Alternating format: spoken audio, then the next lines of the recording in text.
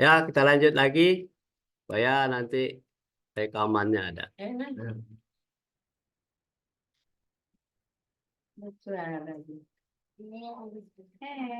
Tadi sampai di mana?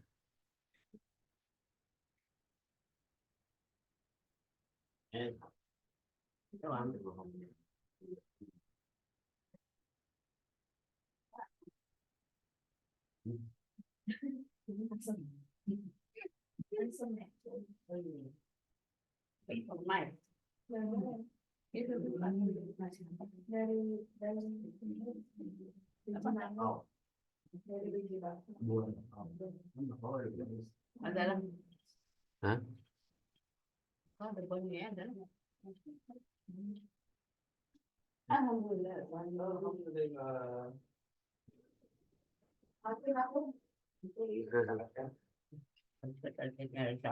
Ini sudah tadi ya?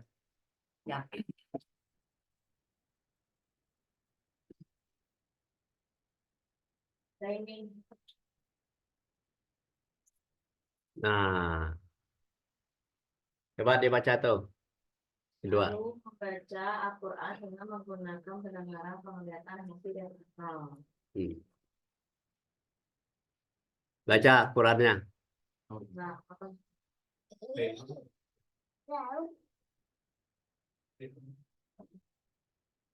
Bacalah apa yang Sudah Ustaz.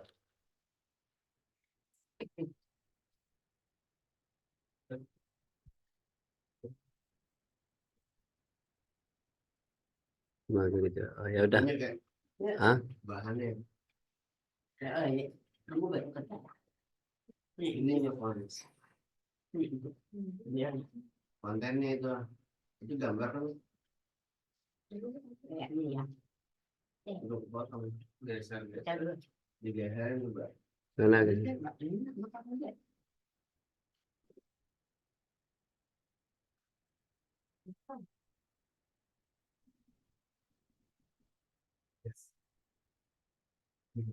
Ya ini bukan.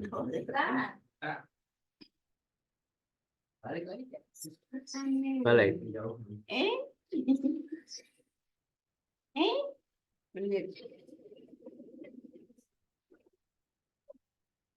Iya.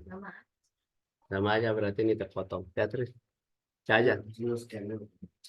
Bacalah apa yang telah diwahyukan kepadamu, yaitu Alkitab, Al-Quran, dan dirikanlah sholat. Sesungguhnya sholat itu mencegah dari perbuatan keji dan mungkar. Dan sesungguhnya mengingat Allah, sholat adalah lebih besar keutamaannya dari ibadah-ibadah yang lain. Dan Allah mengetahui apa yang kalian kerjakan. Ya. Jadi kalau Allah mengatakan kalau kita selalu membaca Al-Quran, selalu membaca Al-Quran. Coba baca. Mana Atin? Anan mana? Belum bangun. Lihat tuh. Jadi kita harus selalu membaca Al-Quran. Ini perintah yang kedua ya. Selalu membaca Al-Quran dengan menggunakan pendengaran, penglihatan, hati, dan akal. Ada orang yang membaca Al-Quran itu tidak menggunakan pendengarannya. Ada yang tidak mendengarkan penglihatannya, baca doang. Ya kan? Ada tidak dengan hati. Dan tidak dengan akal. Nah ini hanya membaca saja. Ini bagi anak-anak. Ya kan? Membaca Al-Quran itu hanya dibaca saja. Ngerti juga enggak. Jadi kalau untuk orang yang sudah dewasa, selalu membaca Al-Quran itu tidak dibaca lafal Arabnya saja. Kalau baca lafal Arabnya, auzubillahi minasyaitonirrajim. Qul ma'uhiya ilaika minal kitabi wa aqimi sholah inna sholata tanha anil fahsya'i wal munkar wala zikrullahi akbar wallahu ya'lamu ma tasnaun. Kalau kita baca itu saja, itu berarti kita hanya selalu membaca Arabnya. Nggak ngerti kita. Apa itu maksudnya? Tapi setelah diterjemahkan dalam bahasa Indonesia, kita pelajari, lihat. Bacalah apa yang telah diwahyukan oleh Tuhanmu. Kita sudah baca tadi ayat. kepadamu, yaitu kitab Al-Quran, yang kita baca Al-Quran itu. Dirikan salat. Bagaimana orang tahu? Wa aqimus shalah kalau dia tidak baca Al-Qurannya, tidak tahu Qurannya yang mana. Nah, ini di surat 29 ayat 45. Wa aqimus shalah. Ya, dirikan salat. Ya kan? Inna sholata tanha anil fahsya'i wal munkar. Sesungguhnya salat itu mencegah dari pekerjaan yang keji dan yang mungkar. Orang salat tetapi dia selalu mengerjakan pekerjaan yang keji dan mungkar, salatnya ditolak. Nah, ini konsekuensi kalau kita membaca Al-Quran itu. Jadi kalau salat, kita kalau mendirikan salat, artinya dirikan di dalam hati dan pikiranmu bahwa salat itu adalah mencegah pekerjaan yang keji dan mungkar. Jadi kita lebih banyak melakukan sesuatu yang baik. Nah, seperti kemarin itu ya. Allah tidak suka kepada yang buruk. Nah, jadi yang buruk itu kita kikir terhadap keburukan, tetapi loyal terhadap kebaikan. Supaya kita kikir terhadap keburukan, supaya kita tidak melakukan sesuatu keburukan. Jadi kalau orang kikir terhadap kebaikan, berarti lebih banyak dia mengerjakan suatu keburukan. Nah, jadi bagaimana mendidik kita supaya kita kikir terhadap keburukan? Kita tidak mau memakai hal-hal yang ajaran setan itu. Apa ajaran setan? Yaitu kedengkian, kebencian, pelit, kikir, sombong, dan membangga-banggakan diri. Itu adalah ajaran setan. Hendaknya kita kikir untuk itu. Tetapi loyal untuk berbuat baik. Loyal. Apa saja yang kita korbankan, apa yang ada sama kita, kita kasih. Karena mengharap ridha Allah. Ya kan? Sesungguhnya salat itu mencegah perbuatan yang keji dan yang mungkar. Perbuatan yang keji itu adalah kikir terhadap melaksanakan perbuatan-perbuatan yang buruk. Tetapi loyal terhadap perbuatan-perbuatan yang baik. Sesungguhnya mengingat Allah, salat itu adalah lebih besar keutamaannya dari ibadah-ibadah yang lain. Kita tahu ini, kita salat itu untuk apa? Untuk mencegah pekerjaan yang keji dan yang mungkar. Yang keji tidak dikerjakan, yang mungkar tidak dikerjakan, tetapi kita melakukan sesuatu hal yang baik. Lebih utama dari ibadah-ibadah yang lain. Kenapa kita sholat 5 waktu sehari semalam? Sholat itu sama dengan kita lapor. Dari pagi, siang, malam, itu berapa? 5 kali sehari semalam. Kita melaporkan diri kita seberapa sih kita melakukan perbuatan-perbuatan yang baik, seberapa sih kita melakukan perbuatan-perbuatan yang buruk. Di sanalah kita minta ampun kepada Allah, minta maaf kepada Allah. Ampuni dosa saya, maafkan segala kesalahan saya. Saya tidak akan membuat kejahatan-kejahatan lagi karena itu ada dilarang oleh Allah. Jadi, oleh sebab itu kita selalu memohonkan kepada Allah agar kita menuju keselamatan yang tadi, ya kan?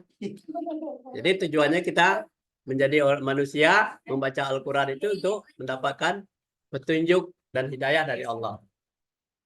Nah, jadi Allah itu mengetahui apa yang kamu kerjakan.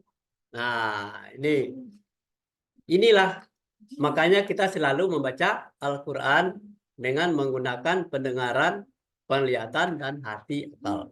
Ya.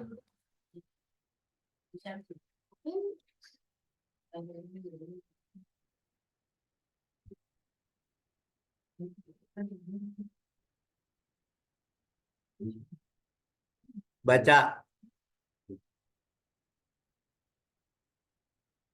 Sesungguhnya orang-orang yang selalu membaca kitab Allah dan mendirikan sholat dan menafkahkan sebagian dari rezeki yang kami anugerahkan kepada mereka dengan diam-diam dan terang-terangan, mereka itu mengharapkan peniagaan yang tidak dan Coba baca Qurannya Dira. Dira misalnya. Aduh, tadi ya dipimpin. Auzubillah dulu baca. Auzubillah minasyaitonir rajim dulu baca dong. Dan Indonesianya ulang lagi. Terjemahannya. Sesungguhnya orang-orang yang telah membaca Oh. kitab Yang selalu. membaca kitab Allah menjadikan sholat dan menafkahkan sebagian dari rezeki yang kami anugerahkan kepada mereka dengan diam-diam dan terang-terangan. Mereka itu mengharapkan perniagaan yang tidak akan rugi. Ya, baca Qurannya. Siapa yang baca? Yuk. Bismillahirrahmanirrahim. Innalladzina yatluna kitaballahi wa sholata wa anfaqu mimma razaqnahum Sirau. wa alaniyatan Ya. yarjuna Yarjuna apa sih? tijaratan lan tabur. Nah. Ya. Kalau kita lihat bacaan Al-Qur'annya, ya kan?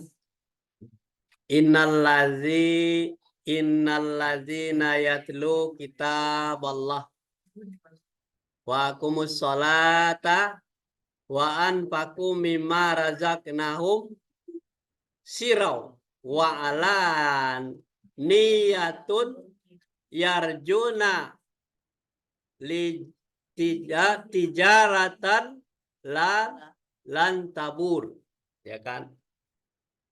Kata Allah, ya, Allah bicara ini, bukan siapa-siapa. Sesungguhnya orang-orang yang selalu membaca kitab, siapa orang-orangnya? Masuk kita enggak? Orang-orangnya siapa? Woi. Yang sungguhnya orang-orang yang membaca kitab termasuk kita enggak? Ya. Nah, kita orang. Kitab Allah, mendirikan salat, menafkahkan sebagian rezeki yang kami anugerahkan kepada mereka dengan diam-diam. Jadi tidak perlu disebut-sebut, ya, diam-diam aja. Terang-terangan. Terang-terangan berarti kita melihat, kita melakukan. Mereka itu mengharap perniagaan yang tidak akan merugi. Mau enggak perniagaan yang tidak akan merugi? Apa yang dilakukan? Perniagaan yang tidak akan merugi itu. Jadi lakukan apa saja? Nah, yang pertama, apa? Membaca? Ada perintahnya apa? Baca kitab. Sudah itu apa lagi? Sudah itu? Sedekah. Rezeki. Secara diam-diam dan terang-terangan. Mereka itu berharap perniagaan yang tidak akan pernah merugi. Jadi kalau kita berniaga secara material pasti ada kerugian. Tetapi kalau ini dilakukan tidak pernah merugi. Kenapa? Karena Allah itu selalu memberikan rezeki kepada kita, menjamin keselamatan kita, ya kan? Agar kita selalu matanya bisa terang, ya kan? Nah, inilah perintah ini banyak yang tidak diketahui oleh orang. Dia mencari keuntungan sebanyak-banyaknya, walaupun dengan cara nggak tahu peduli halal atau haram. Nah, itu baca kitab, baca aja kitab sendiri. Jadi kan sholat, menafkahkan sebagian rezeki. Apa yang rezeki yang dinafkahkan? Nafkah itu tidak harus bentuk materi. Ilmu pengetahuan diberikan kepada orang, petunjuk diberikan kepada orang, diajarkan Al-Quran kepada orang, sudah termasuk sedekah. Ya kan? Atau mendoakan orang itu menjadi orang yang baik, itu termasuk sedekah. Setiap kita sholat, kita doakan orang. Ini orang ini supaya dia lurus, supaya dia tidak terhindar dari siksa neraka, didoakan. Nah, jadi kita mendoakan orang tua kita, mendoakan keluarga kita, itu sudah termasuk diantaranya sedekah. Terang-terangan kita doakan, saya doakan kamu. Bukan begitu caranya. Kita mendoakannya dengan hati pikiran kita, supaya kita terang-terangan. Jadi tidak boleh kita melakukan sesuatu hal yang buruk. Dan tadi. Mereka itu adalah mengharap perniagaan yang tidak akan pernah merugi. Kalau kita perhatikan ayat ini, perintah apa larangan ini? Ini perintah atau larangan? Di ayat ini. Perintah. Membaca Al-Quran perintah. Mendirikan sholat perintah. Menafkahkan sebagian rezeki perintah. Tidak ada rezeki bentuk materi dengan nasihat, dengan membimbing anak-anak kita, mengajarkan dengan baik, dengan kalimat-kalimat yang baik, itu mengharapkan suatu secara diam-diam kita. Nah, jadi Allah itu suka itu seperti itu. Itulah menafkahkan itu. Jadi menafkahkan itu bukan bentuk materi saja, tetapi dengan ilmu pengetahuan. Kalau kita sudah punya ilmu ini disampaikan kepada orang-orang di sekeliling kita. Inilah perniagaan yang tidak pernah. Ya, sampai di sini dulu kajian kita pagi hari ini dengan kita tutup dengan alhamdulillah. Assalamualaikum warahmatullahi wabarakatuh. Ada